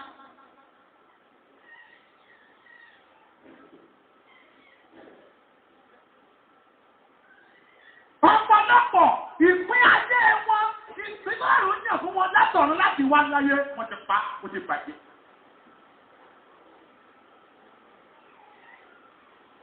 Gbogbo èèyàn dáadáa la yan ìpín fún. Wọ́n dá pẹ̀lú ìpín, òun náà ní dá níbi ẹni, wọ́n ló gbọ́dọ̀ lò ó, wọ́n ló gbọ́dọ̀. Wọ́n gbọ́ ẹ̀ láyé rẹ̀ bí lẹ́yìn, ìpín rẹ̀ nìyẹn. Ìgbẹ́ ẹ̀gbọ́n mi ta, ọ̀pọ̀ ìpín láyé ti sọ de fún gbẹ.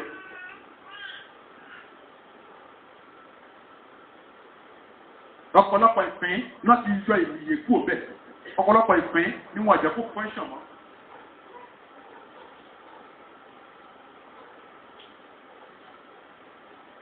Ọ̀pọ̀lọpọ̀ ìpín olówó lásọ dìpín olóṣì yìí. Ìpín aláṣẹ lásọ dìpín ẹrú. Ìpín kábíyèsí ló ga tọ́pàá láàfin ọba yìí o.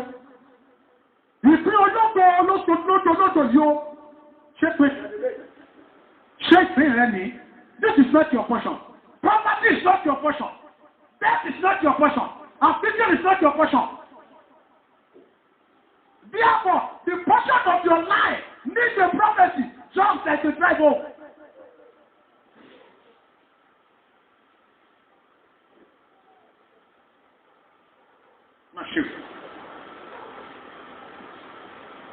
Ìpín ìsọtẹ́lẹ̀ ìṣọ́dà yìí ìwọ wọnú ìpín rẹ wà á rí pé ìjọ kan ló kàn bá rẹ nù gbèsè ìpín gbèsè oúnjẹ gbèsè ẹlẹ ìjọ kan ló ẹnu ìpín oní àlá oríire ló máa ń láti pẹ́ nìsín inú àfi orí burúkú ló ti bára rẹ ó tó gẹ́ o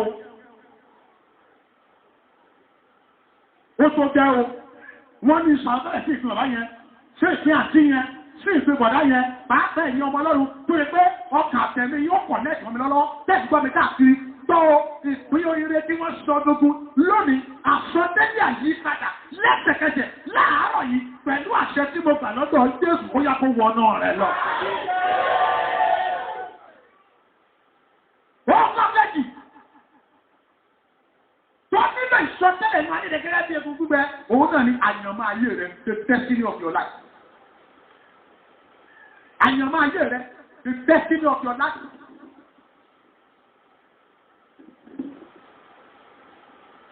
Listen to this very well. Every man that is born of a woman carry a glorious destiny. Every man that is born of a woman carry a glorious destiny. But if you have to fulfill your glorious destiny, you have to discover your destiny. If you don't discover your destiny, you might die in poverty.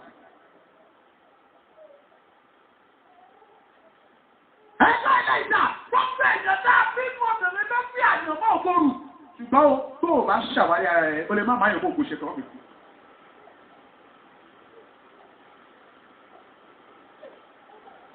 Ọ̀pọ̀lọpọ̀ àyànmọ́ àwọn èèyàn ló nílò àsọtẹ́lẹ̀ ẹ̀ẹ́dẹ́gbẹ̀ta àìmọye àyànmọ́ ẹlòmíràn ọlọ́run òyìn orí burúkú mẹ́, ọlọ́run òyìn òṣì mẹ́, ọlọ́run òyìn wàhálà mẹ́, ọlọ́run ẹgbẹ̀tẹ̀ mẹ́, ọlọ́run òyìn àríṣe mẹ́, ọlọ́run òyìn kó o ṣiṣẹ́ ọgbọ̀n ọdún kan máa rògbèrè tọ́ka sí ọlọ́run òyìn bẹ́ẹ̀. Àwọn ọmọ wọn ló dé sí ìyàwó èèyàn mẹ́sàn-án lọ, àtàwọn paradise destiny yẹn. Àtàwọn standard destiny yẹn. Àtàwọn kúkú destiny yẹn. Wọ́n gba ọ̀fà ìdárogún. By the reason of the anointing, by the power in the name of Jesus, every power, the paralyzed, that and destiny, every power, every ancestral power, the paralyzed, your glorious destiny, by the reason of the anointing, by the fire of the little prophet, by the name of Jesus, they are destroyed this morning. Ọ̀pọ̀lọpọ̀ àyànmọ́ ló nílò ìsọtẹ́lẹ̀. Wọnú àyànmọ́ ẹ̀ wá ní fáyàmọ́ rẹ̀ ti dá ṣẹlẹ̀ pẹ́pẹ́pẹ́. Wọ àyànmọ́ rẹ̀ wá ní pé wọ́n ti gba àyànmọ́ rẹ̀ lọ́wọ́ rẹ̀. Wọ́n gbé yànkúyàn fún ọ, wọ́n ní o máa yan gúgúrú nígbà tó yẹ kó o máa jẹun láàfin ọba. Mo sọ nǹkan mẹ́fà pàtàkì tó nílò ìsọtẹ́lẹ̀ fún ayé rẹ̀ gẹ́gẹ́ bí gbogbo ẹ̀. Number 1, mo ní ìpín rẹ̀. Number 2, àyànmọ́ rẹ̀.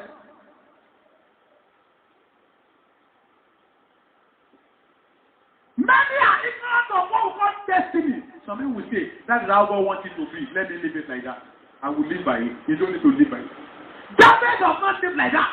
David, bẹ́ẹ̀ ni àjẹ́ ìyá rẹ̀ lọ́sọ̀ fún kúrò ní burúkú ní ọmọ àfàmì ẹ̀dùn. David ti kọ́ ọ́ change ẹ̀ by force. All reject the wrong destiny. Listen to this. You need to learn how to reject negativities in your life.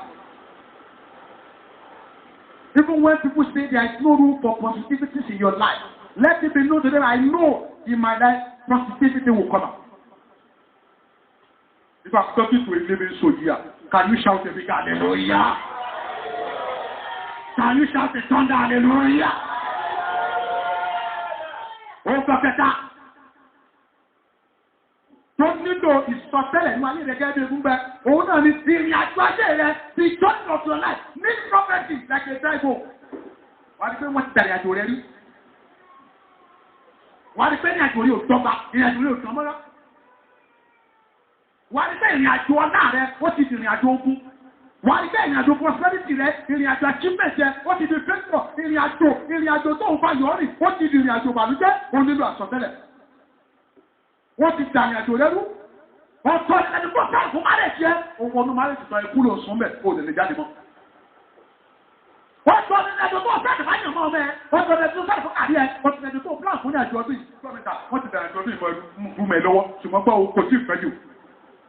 Ọlọ́run sọ pé ìdíkẹ́ orúkọ sọ tẹ́lẹ̀ fẹ́ gbogbo ẹ̀. Èmi náà wá sọ tẹ́lẹ̀ tó lónìí ni.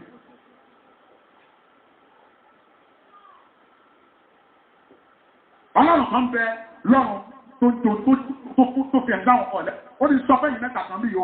Bẹ́ẹ̀ ni àjò ọlá tó sọ ní àjò ogun mọ́ ìlọ́wọ́. Ìrìn àjò ayọ̀ jẹ́ àsọtẹ́lẹ̀ wọnú ẹ̀ lónìí. Wòdí 24 kó máa change. Àwọn apá bí náà ti ń lu ìṣẹ́ mọ́ ló máa change. Àwọn tààrin yóò sílẹ̀ mọ́ ló máa change. Ohun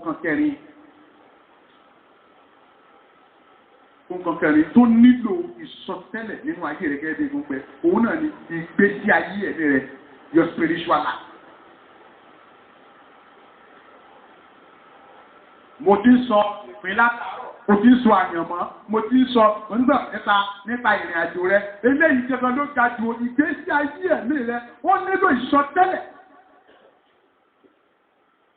Ìgbà kan, ó kì í tẹ́gbà ìmísí, ó máa ń pè ní pẹ́ẹ́sì ọlọ́run máa yẹ, ó máa ń pè ní páwọ̀ ọlọ́run máa yẹ, wà á dájú lórí wà á dájú ọjọ́ wa, ṣùgbọ́n ní ìsìn, wà á fi 8 hours sùn, wà á tó falala wọn ti jẹ́ ẹ̀.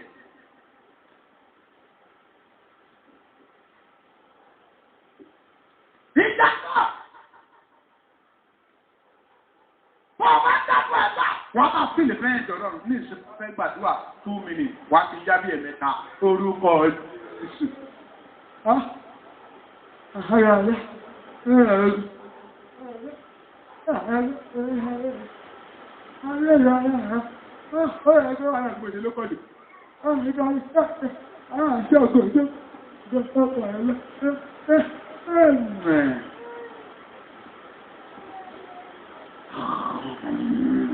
A máa ń rán ọgbọ́ ìmọ̀lú ńlá àti ìmọ̀lú kékeré. Nígbà kan dẹ̀ tí ó sùn wọ́n á yá tán wọ́n á bá gbé oúnjẹ, wọ́n á sọ gbé àjẹ, ìgbé àwọn àjẹ, wọ́n á sọ dẹ̀ fún àtẹ ìbà tútù. Wọ́n á ní jí kó jẹ́ òkúkú ti sọ agbára ẹ̀mí rẹ̀. Wọ́n ti gba ìdà ẹ̀mí lọ́wọ́ ẹ̀, wọ́n ti gba májẹ̀ ẹ̀mí fún ẹ̀, wọ́n ti gba ìmísí ẹ̀mí lọ́wọ́ ẹ̀, wọ́n ti gba ìlú sókè ọlọ́run. Ìgbà kan ó wà vibrant fọlọ́run. Your spiritual life need a prophecy. Just take the Bible. This is not how your spiritual life started. You started well, but now you are getting decayed. You are reducing the spirit. You need prophecy. There was a time you cannot do without reading the scripture in a day. But now, you find it difficult to read the scripture. Even when you want to read, you begin to doze. You begin to doze. Your eyes begin to close. You begin to catch your. I will read it tomorrow in the name of Father, sanctify me in the name. Listen, Lord. You need the prophecy. I want to prophesy to that young man right here. I want to prophesy to his life over there. Every attack that the devil sent to your spiritual life, every attack that your inner man has received, every attack that you have received that quench the fire of your sanctification, every arrow you have received that quench the fire of the zeal of God in your life, if you can shout the bigger amen, that arrow you have received in the spirit, in the name of Jesus, get out! I said get out! I said get out! I said get out! Oh, can't stop. Don't need to shut tell anyone you get it, but only you watch the glory of your life. Oh, why you need to shut tell it. Ẹgbọ́n ní sà, àìmọye ògbó ló bẹ níbojì àfàrà sínú fún. Àìmọye ògbó wọ́n sọ di ogun àti òdo. Mẹ́ta ni wọ́n méjì náà sọ ní àwọn ògbó kan bẹ wọ́n ti sọ lókun. Àwọn ògbó kan bẹ wọ́n ti sọ lòdo. Ẹ̀rí pé ó ló bẹ̀rẹ̀ mẹ́ta, ogun, ògo, òdo. Ayé a máa sọ ògo dogun, wọ́n á dẹ̀ máa sọ ògo di òdo. Agbára kan lè transform ògo. Shining glory, what is solid useless glory. One saw fertile land, one saw the dry land. I believe that man and that woman over there, that young man over there. No, the Lord is sending me to you this morning. Listen to this. Before you leave this mountain this afternoon, the Lord will visit your glory. I can see by faith in the name of Jesus that someone is here this afternoon, the Lord will visit your glory. Number 6, to beg.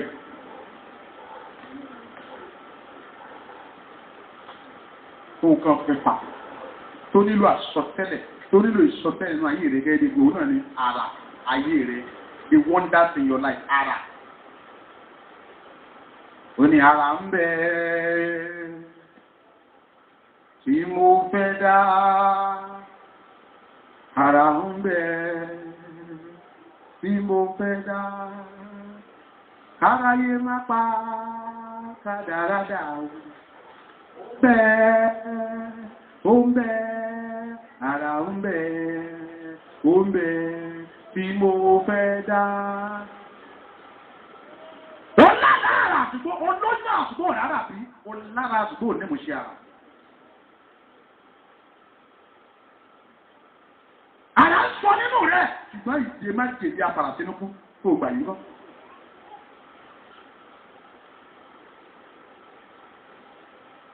Máàpù ara fún ọ látọ̀run, ṣùgbọ́n wọ́n sọ máàpù ara bí agbọ̀n àṣedànù mọ́ lọ́wọ́. O nílò ìsọtẹ́lẹ̀. O nílò ìsọtẹ́lẹ̀ lórí ara inú ayé rẹ̀. Mo ti sọ nǹkan mẹ́fà. Inú mẹ́fà àti mo dábẹ́ ìjà. Èwo ni wọ́n mà tó ní àsọtẹ́lẹ̀ bẹ́ẹ̀ bí egungun ẹnu ayé rẹ̀. Inú mẹ́fà, èwo ni wọ́n mà tó yẹ ká sọtẹ́lẹ̀ wọnú ẹ̀ fún ìgbà ìgbà.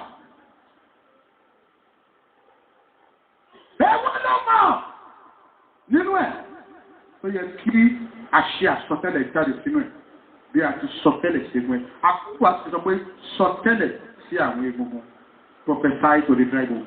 Ikọ́ mo sọ yìí sà, gógó ní o, ó ti gbẹ o, ẹlòmí ò rí mọ́ o, ẹlòmí bẹ̀rẹ̀ ó ti pa aláì, ẹlòmí bẹ̀rẹ̀ ó ti sọ́nà ti pẹ́ o, ó kò sáyọ̀ náà, o ní ìdí àsọtẹ́lẹ̀. Mo fẹ́ parí wàásù náà. Kí tó parí ẹ̀, jẹ́ ń sáré sọ nǹkan márùn-ún tó jẹ́ ìdíwọ́ sí ọ̀rọ̀ ìmúṣẹ àsọtẹ́lẹ̀ inú ayé ènìyàn. Wọ́n ìtì ńlá ni máa bí ìfẹ́, mẹ́sáré sọ nǹkan márùn-ún. I want to tell you 5 things that is an entrance to the fulfillment of prophecy in a man's life. Nǹkan márùn-ún tó jẹ́ ìdíwọ́ sí ọ̀rọ̀ ìmúṣẹ àsọtẹ́lẹ̀ inú ayé ènìyàn. Nǹkan márùn-ún. 5 things that are hindrances to the fulfillment of prophecy in a man's life. Nǹkan márùn-ún.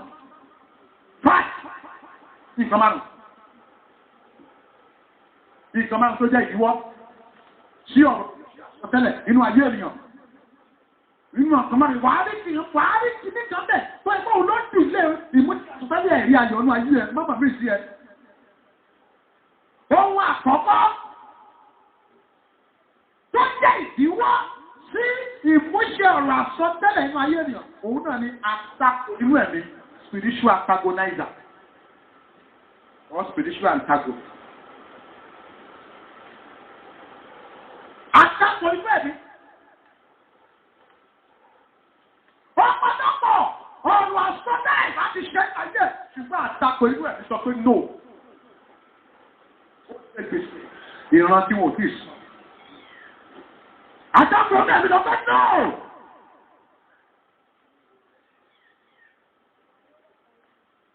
Àtakò inú ẹ̀mí sọ pé rárá.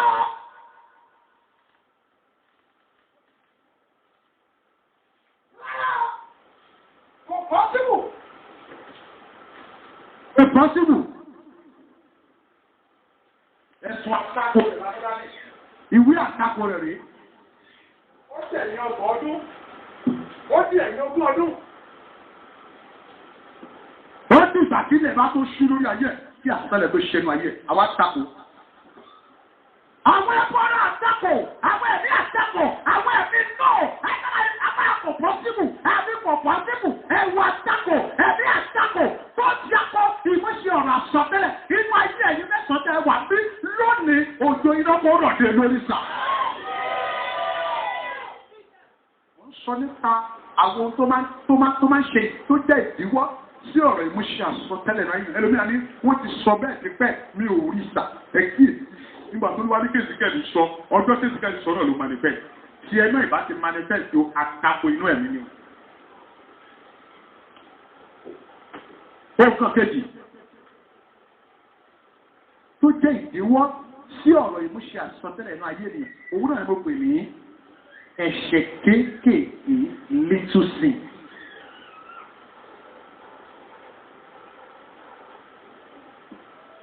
Ọ̀pọ̀lọpọ̀ ní òmọ́ lẹ́rù ẹ̀ṣẹ̀ òbàmọ́ lónìí o fẹ́ kọ́rù àsọtẹ́lẹ̀ iṣẹ́ inú ayé ẹ̀ ó tẹ̀ tẹ́ṣẹ̀ kò ní ṣe.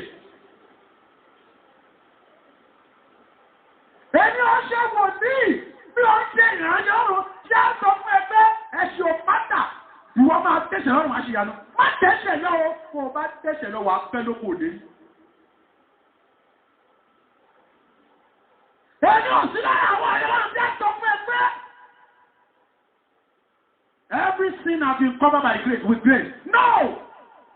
Oh, your God, the pressure money. Bíbélì ní bẹ́ẹ̀ àwọn ọ̀dẹ́ ìjọkọ̀ sí ẹ̀ṣẹ̀ káàdì fún orí ọ̀fẹ́ náà kọ̀ sí ọdí kábàdì bíbélì sọ́kùnrin nínú ìwé òwe orí 28 ẹ̀jẹ̀ ìkọkànlá ó ní ẹni wá bu ẹ̀ṣẹ̀ rẹ̀ mọ́lẹ̀ kò ní ṣe rere.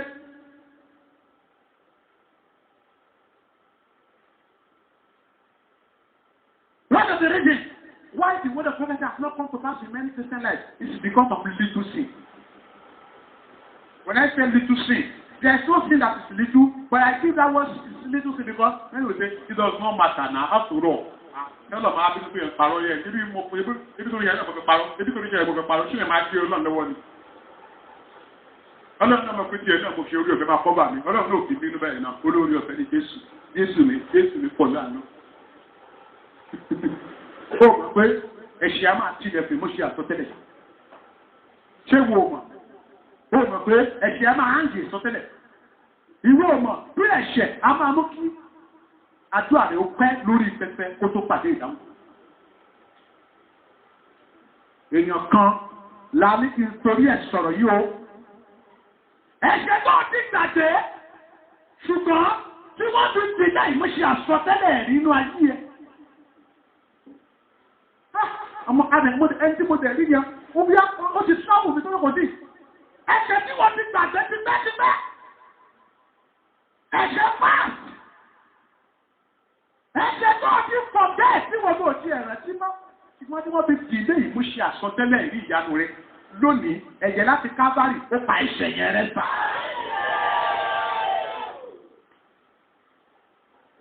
Ohun kan kẹta tó jẹ́ ìdíwọ́ sí ìmúṣẹ ọ̀rọ̀ àsọtẹ́lẹ̀ náà ayé ènìyàn ó náà ló gbé ní àìgbàgbọ́ unbelief. Ṣé ẹ mọ̀ pé nígbà kan lọ ní kí Èzíkẹ́lì sọtẹ́lẹ̀ táwọn dráìbò yẹn tí Èzíkẹ́lì kan bá já láìgbàgbọ́ àwọn dráìbò yẹn wọ́n ní ṣe kí ní sà wọ́n Ọlọ́run ní kó sọ pé kí wọ́n tẹ́ èmi wọnú wọn síbò ló ti máa rí èmi ó yẹ kó kó ẹ̀tàn Ọlọ́run ni Ọlọ́run ní kí Èzíkẹ́lì sọ pé ẹ̀yin fún ẹgbẹ́ ọ̀rọ̀ Olúwa tí Èzíkẹ́lì bá já láìgbàgbọ́ tó bá sọ bẹ́ẹ̀ òye má wọ̀ pé Èzíkẹ́lì ń pàtó Ọlọ́run ní kó sọ bẹ́ẹ̀ pẹ̀lú ìgbàgbọ́ ó lè ṣe kí ní sà ó sọ bẹ́ẹ̀.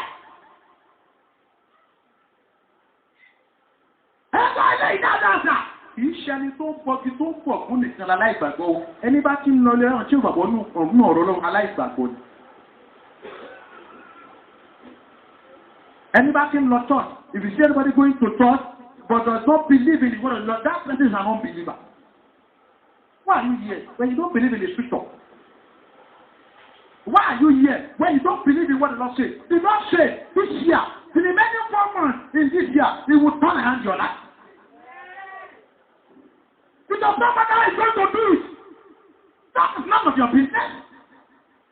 It does not matter the way He will do it. You are less concerned.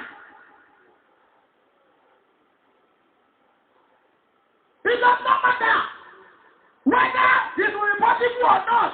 All I know is that the Lord told me that somebody is here. The Lord said there is a man here, there is a woman here, there is a young sister here, there is a brother here. He will turn around your story. He has been saying it for so many years, but because of your unbelief, That what faith to materialize in your life. Why not leave the seat of unbelief? Kúrò lórí ìjókòó ìgbàgbọ́. Kúrò lórí àga ìgbàgbọ́. Kúrò lórí àkọlé ṣeéṣe. Àìmọ̀ ìkan ti sọ.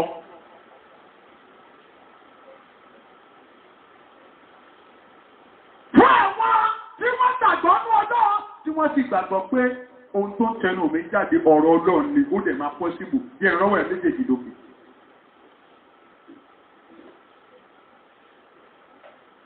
Lóòótọ́ lòjò oṣù ó nírètí òjò olè ló máa rọ̀ ṣùgbọ́n bí Olúwa ti ń bẹ tẹ́nu rí padà lójijì láì sú òjò àánú àtòrí rẹ̀ rọ̀ sá. Sọ pé mo gbàgbọ́ bẹ́ẹ̀, ó máa rí bẹ́ẹ̀, ó máa ṣe bẹ́ẹ̀, ó ti ṣe bẹ́ẹ̀, òjò àánú mi àárọ̀ láì sú òjò. Láì nírètí mẹ́, ìyanu mi á ṣẹlẹ̀. Sọ́dọ̀ ìyanu mi á ṣẹlẹ̀. Pariwo pẹ̀lú báyà tí ìyanu mi á ṣẹlẹ̀ o. Sọ fún mi pé màmá ìyanu mi á ṣẹlẹ̀.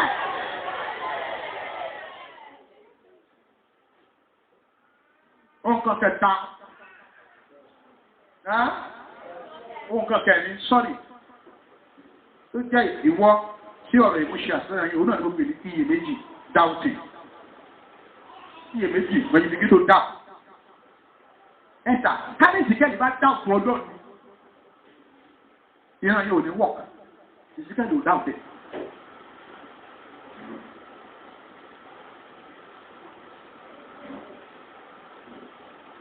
Ẹ̀ta, ìjẹ́ ẹjẹ́ mọ̀ pé bí èèyàn bá ń doubt ìtọ́lọ̀ fẹ́ ṣe inú ayé yìí. Ntọ́lọ̀ bá lòun fẹ́ ṣe inú ayé ẹ̀ kí iyèméjì bá ti àtàṣì mọ́ wá pẹ́ lórí àdúrà o. Àwọn ẹgbẹ́ àmà alẹ́rìí wá dẹ̀wọ̀ lójú kan fẹ́. Ìpàgọ́ wa bẹ̀rẹ̀ lọ́la lágbára lọ́ọ̀ máa ṣe agbára ẹnìkan níbo ló ti máa ṣe. Láì sí ìwọ náà pàgọ́ ó ti fọmọ́ra rẹ̀ ń torí pé tó fẹ́ ṣe ló ń sọ yẹn. Ìbí wá wọ́n máa yẹ ẹnìkan àsọtẹ́lẹ̀ kan ló wá ní sọ fún ẹ náà ní sísè. O ní gbá, o ní go, kò sí nǹkan kan. Ìwọ kò mọ̀nà tó lọ́ọ́ máa bà ṣe o, àmọ́ ń gbọ́ o. Ọlọ́run tó ń fi ìyanu dẹ́rù bá ní nígbà tí ìrètí èèyàn pin, ó máa délé bá lọ́sàn-án. Àwọn ẹlẹ́yìn wọn ní kí n sọ fọ́rọ̀ ipá wọ̀ nídìí ẹ̀.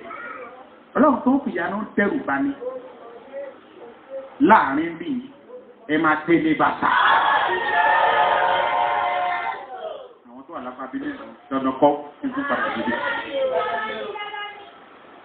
Ọlọ́run tó ń fi ìyanu dẹ́rù bá ní. Ọlọ́run tó máa fi ìyanu mú ayé èèyàn já. Wàá ṣe ha Ọlọ́run àṣebó ṣe tó rè. Ọlọ́run tó ń fi ìyanu dẹ́rù bá ní. Tó máa fi ìyanu dẹ́rù bá ní. Gbogbo ọkàn sáré wà fẹ́ wọ́n wà nínú ìsìn wà tẹ́lẹ̀ rárá. Ohun kan karùn-ún tó gbẹ̀yìn. Tó jẹ́ ìdíwọ́ sí ọ̀rọ̀ ìmúṣẹ àsọtẹ́lẹ̀ inú ayé mi, òun náà ni ogun tó farasin, inner battle or hidden battle. Ogun tó farasin. Ọ̀pọ̀lọpọ̀ tẹ́lẹ̀ tó wọṣọ ọlá lógún farasin tàbí aṣọ láìmọ̀. Ọ̀pọ̀lọpọ̀ tẹ́lẹ̀ tó ń rẹ̀rìn níta ló ń sunkún nínú.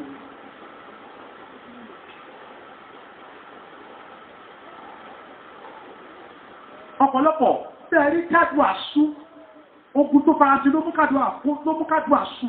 Ó ní mo ti pàdé wòlíì lágbájá, wọ́n sọ bẹ́ẹ̀ ní tẹ́ sọ yìí náà làwọn náà sọ́ta, bọ̀ mi ò rá mi, kò ṣẹ́. No, wòlíì kan ló fẹ́ kó ṣẹ́, ogun tó farasin ni. Ìwọ ò tí ẹ̀mọ̀ fógun wà. Ó gbàgbọ́ pé ogun a máa já ní. Ó rí rí pé ogun máa ń farasin táyé èèyàn tà. Ìdílé pé ogun lè gbé ní ẹ̀kọ́ 30 years tí ò ní ṣò.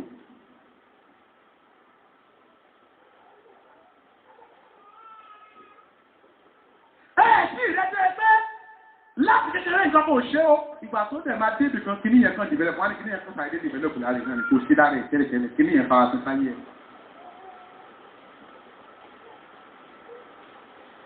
Kí ló fara sí sínú ayé ẹ̀? fi ogun tí ò jẹ́ kí ọ̀rọ̀ ìlú ṣe àsọtẹ́lẹ̀ tẹnu ayé ẹ̀. Ọlọ́run tó ní kí n tó sọ àsọtẹ́lẹ̀ lónìí o, òní nípàdé ọ̀nà àbáyọ àti àṣẹ wòlíì. Àṣẹ tó pa fún ni pé ó ní kí iṣẹ́ àpọ̀fẹ́sá ìsáyé àwọn èèyàn. Àmọ́ gbogbo tó máa ti lọ́wọ́ ìgbogbo ẹ̀mọ̀ ojú yìí ó, mo dẹ̀ ń túmọ̀ àtún jẹ́ kí yèrè ṣí. Gbọ́ ọlọ́run ò ní jẹ̀bi èèyàn.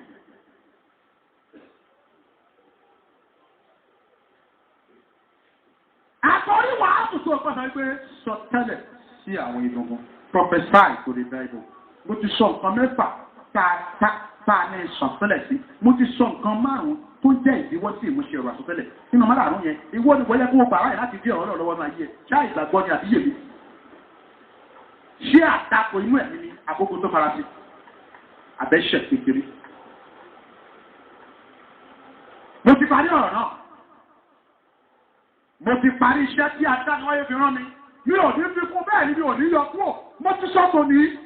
Bẹ́ẹ̀ni tó dá mi sáyé bá fáyè ìgbà nígbà fún ọjọ́ mẹ́jọ.